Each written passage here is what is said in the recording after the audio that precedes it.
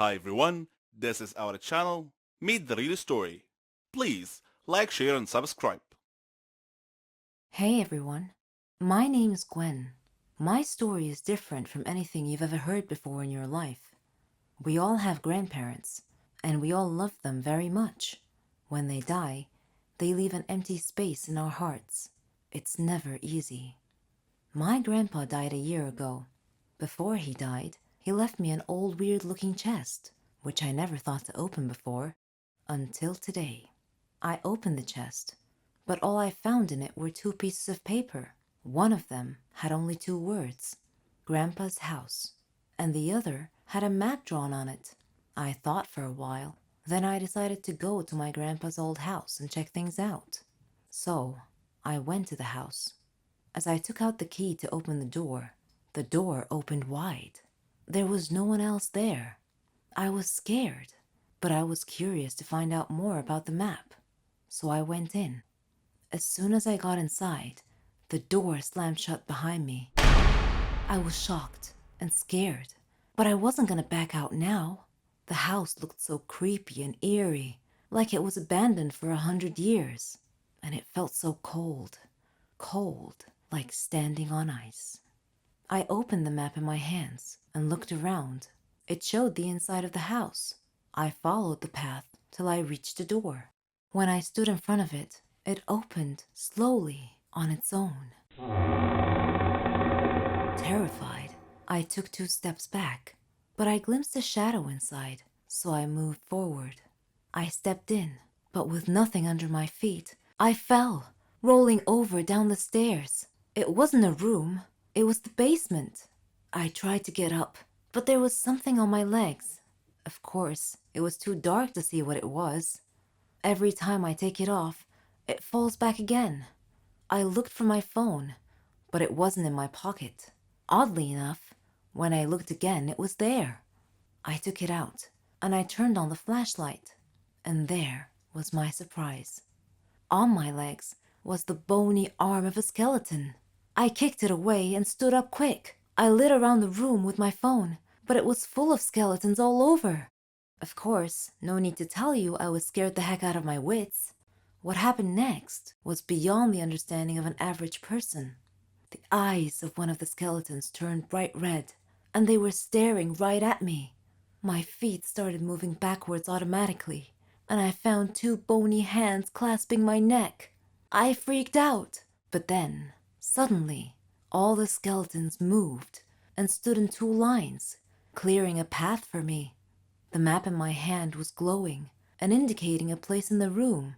I moved towards it, slowly as my knees buckled together. There was a huge chest. When I opened it, I found a ton-load of money. Strangely enough, all the skeletons had disappeared, and the furniture in the room was floating around the air. I got scared, and I ran for it, but I came to the stairs, and I found the door locked. It wouldn't open. The skeletons appeared around me once again, and they were pulling me off the stairs. I soared through the air and landed on the chest. Then I was out cold. When I came to, I found myself inside the chest, like it was a coffin of some sort, and I was lying inside, feeling numb all over. I could see the sky, but it was cloudy. I felt like I was being buried. Then I heard a voice. It said, "Welcome to your grandpa's treasure." This is what happens to people like me, dumb people like me who follow a stupid map to look for their grandpa's worthless treasure. They'll tell you their stories from their graves. Hello everyone, I'm Lauren. Did you ever wonder what it would be like to have your life completely destroyed by someone close to you? Ever thought about what you would do then? I didn't have time to think, because that's exactly what happened to me. It all started 2 years ago. I lived a quiet life with my mom and dad and my sister. I loved my family. We were always together. We were happy until that fateful day. My dad got fired from his work, a big company. He had worked there for 20 years. The only money we had then was what he had managed to save over the years. Finding a new job wasn't easy. It was a hard time for all of us, especially my dad. He was becoming desperate. At times, he just sat there, quietly, deep in thought, and I rarely saw him smile since. One late night, we were still up waiting for him when he walked through the door. But something was different. He wasn't walking straight. It was the first time in my life seeing him drunk. I decided to take matters in my own hand. I started job hunting. I was lucky enough to find something suitable at a startup company. The pay was good enough, and the more I worked, the more I earned. I was trying my best to get our life back. I was giving it all I've got. My dad started asking me for money. I was more than happy to give him what he needed. I didn't even ask what it was for. Then he started asking for more. He came late almost every night, and he was never awake in the morning. It seemed like we hadn't talked together for ages. Then, money started disappearing from my purse. I got home from work one night.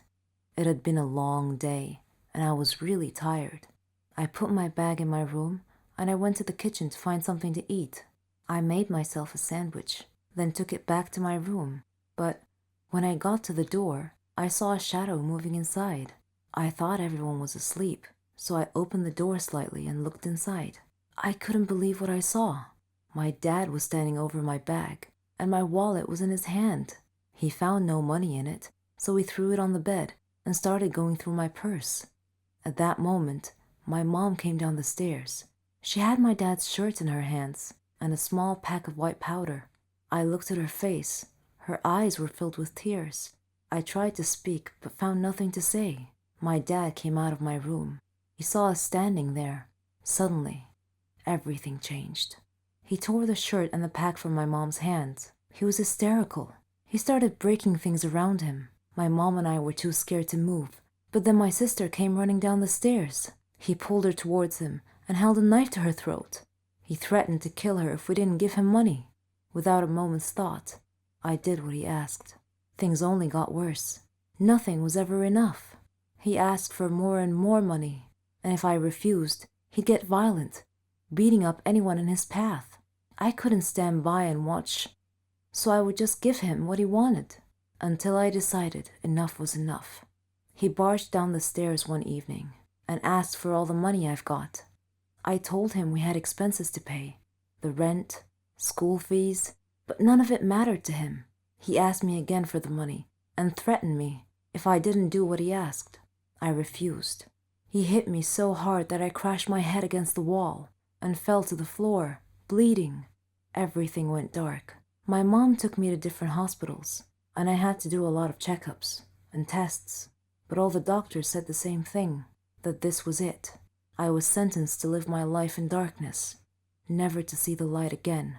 Bumping my head against the wall was one of the reasons, but apparently my psychological state played a huge role in my recovery. The doctors suggested that I be taken to a psychiatrist. My dad felt sorry for what he had done to me. He quit the drugs and alcohol, tried to be proper, but it was because of him that I was in this state. I didn't know if I could ever find it in myself to forgive him. I was torn inside. He was my dad, but I couldn't forget what had happened. I stopped talking shortly after, and he left.